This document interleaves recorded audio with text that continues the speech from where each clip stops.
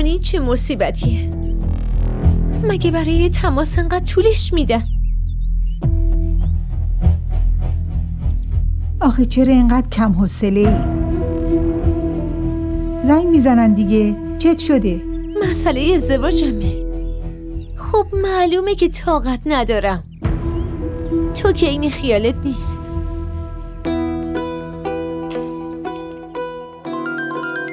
اصلا به فکرم نیستی. نگران آیندم نیستی. بفرما زنگ زد. یه لحظه بده ببینم. بگیر همونه. خودشون حرف بزن. ولم کن.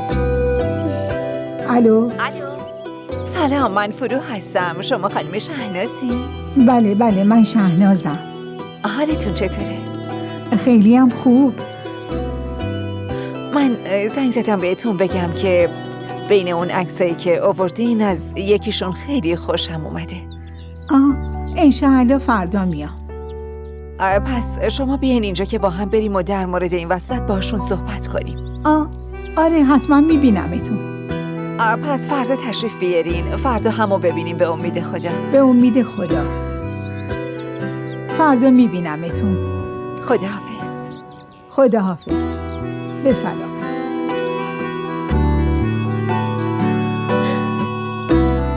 چی گفت؟ چیزی نگفت. فقط گفت از یه دختر خوشش اومده. گفت فردا بیاین با هم دیگه صحبت کنیم. خدایا 1000 بار شکره. مامان من که بهت گفتم اونا نمیتونن منو رد کنن. ببین اون که اسم تو رو نگفت. مگه چیه که اسم منو نگفت؟ امکان نداره منو رد کنن. مگه ندیدی چه عکسای ارجق فرجقی بودن؟ از همشون زیباتر منم. هنوزم باورم نمیشه. ای خدا کنه همون جور باشه که تو فکر میکنی. خیلی خوب. اون برنجو بده به من. آفرین. وای من تا فردا چجوری منتظر بمونم؟ با چه عذابی دیشب و صبح کردم. حالا چطوری تا فردا صبر کنم؟ چرا این همه عجله داری فردا که رفتم معلوم میشه. ایشالا درست میشه.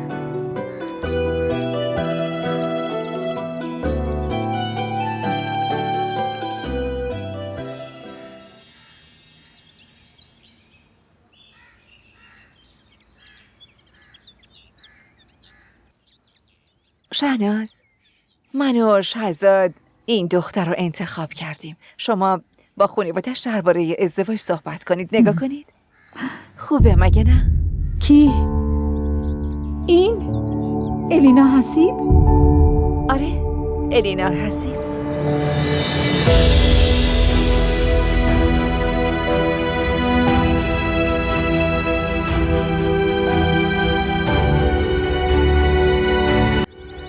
فقط شما هر چه زودتر با خانواده این دختر صحبت کنید که انشالله شرایط ازدواج شهزاد مهیا بشه. آخه میدونید چهره این دختر شبیه نامزد قبلی شهزاده.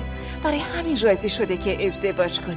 خدا رو شکر که بالاخره تصمیم گرفته ازدواج کنه. شما که میدونین ما سختگیری نمی کنیم، چیزی نمیخوایم، نه جهیزیه میخوایم و نه توقعات بالایی داریم. باشه من تلاشمو میکنم. این یه مقدار پوله. اینو بگیرین. 200,000 تاش هم بعد از مراسم ازدواج بهتون میدم. بفرمایید. 200,000 تا؟ آره، ولی اگه فکر میکنین کافی نیست من بیشتر بهتون میدم. اشکالی نداره. نه لازم نیست. کافیه.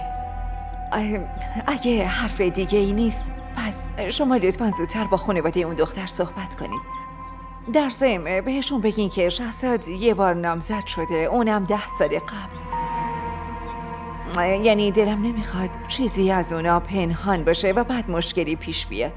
خودتون میدونین که حرف ازدواجه، باید همه چیز شفاف بشه وگرنه ممکنه بعدم بفهمن و ناراحتی پیش بیاد. من دلم نمیخواد که اول ازدواجشون براشون مشکلی پیش بیاد. اگه با این حرف رد کردن چی؟ رد کنم؟ خب چرا باید رد کنن؟ 10 ساله که از این موضوع گذشته. نگرانی شما برای چیه؟ حق با شماست. آره. شما حالتون خوبه؟ شهناز خانم انگار که حالتون اصلا خوب نیست. خوبی؟ آره خوبم. آیا شما که چایتون رو بازم نخوردیم؟ بفرمایید. نه ممنونم. یه لحظه صبر کنید، من میگم راننده شما رو برسونه. نه من یه کار مهم دارم، باید برم. شما مطمئن؟ آره خودم میرم. باشه پس بریم به سلامت. خداحافظ. خداحافظ.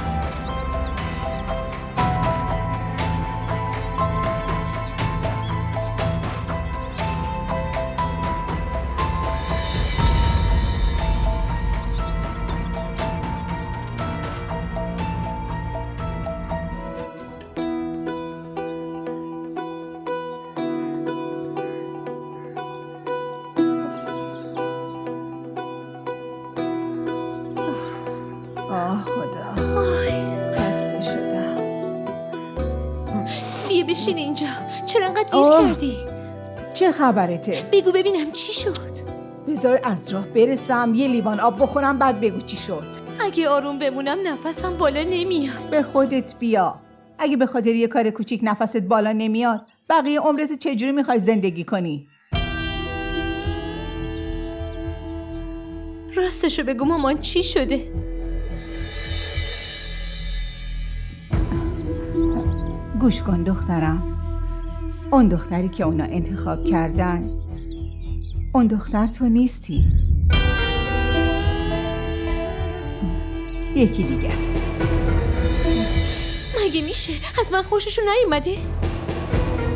من همه اون عکس‌ها رو دیدم.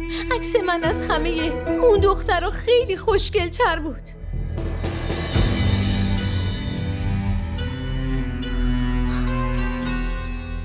فهمیدم.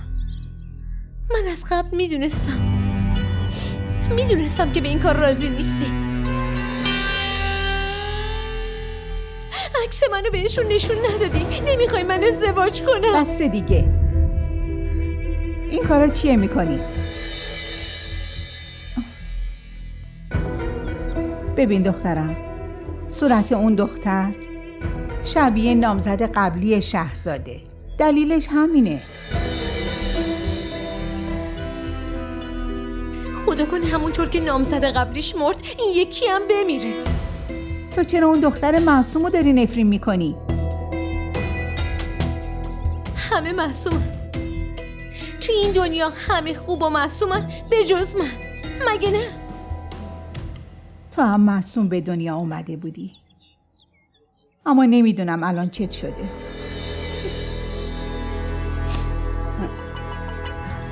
از این حرفا بگذریم. ببین اونا یه مقدار پول برای پیش پرداخت به من دادن. نمیخوام چیزی رو ببینم. برای آخرین بار میگم مامان، به خدا این آخرین باری که میگم. اگه ازدواج من و شهرزاد جور نشه، بعدن مرده منو پیدا میکنی، واقعا خودمو میکشم. ای خدا چی کار کنم؟ مگه میشه با قسمت جنگی؟